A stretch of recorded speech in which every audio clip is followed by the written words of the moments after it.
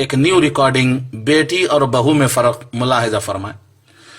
بیٹی اگر سسرال میں خوش ہے تو خوشی ہوتی ہے کہ چلو بھائی میری بیٹی سسرال میں خوش ہے، اور بہو اگر سسرال میں خوش ہے تو خراب لگتا ہے۔ داماد بیٹی کی مدد کرے تو اچھا لگتا ہے، میرا داماد ہیرا داماد ہے وہ۔ بیٹا بہو کی مدد کرے تو جورو کا غلام ہو گیا، کمینہ ماٹھی ملا۔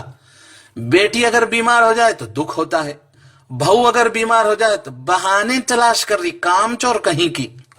بیٹی اگر کمزور ہو جائے تو سسرال والوں کی وجہ سے، ارے سسرال والے بہت ظلم کر رہے، میری بیٹی کمزور ہو گئی۔ بہو اگر کمزور ہو جائے تو کہتے ہیں کہ کھاتی تو بہت ہے پر لگتا نہیں کہ جاتا کہاں ہے۔ بیٹی کو سسرال میں اکیلے کام کرنا پڑے تو خراب لگتا ہے کہ میری بیٹی اکیلے کام کر رہی، تھک جا رہی وغیرہ وغیرہ۔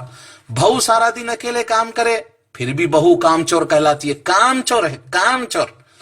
بیٹی کی ساس اور ننند کام نہ کرے تو غصہ آتا ہے، خالی میری بیٹی کام کرنا کیا، اور جب اپنے گھر میں وہ بہو کی مدد نہ کرے تو وہ صحیح لگتا ہے۔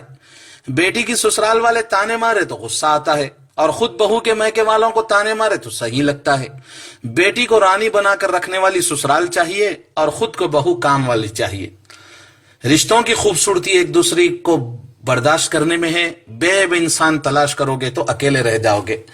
لوگ یہ کیوں بھول جاتے ہیں کہ بہو بھی کسی کی بیٹی ہے، وہ بھی تو اپنے والدین، بھائی بہن، اپنا گھر بار سب کچھ چھوڑ کر آپ کے ساتھ ایک نئی زندگی کی شروعات کرتی ہے۔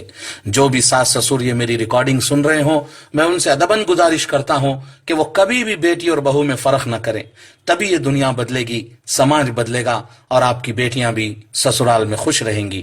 والسلام ورحمۃ اللہ۔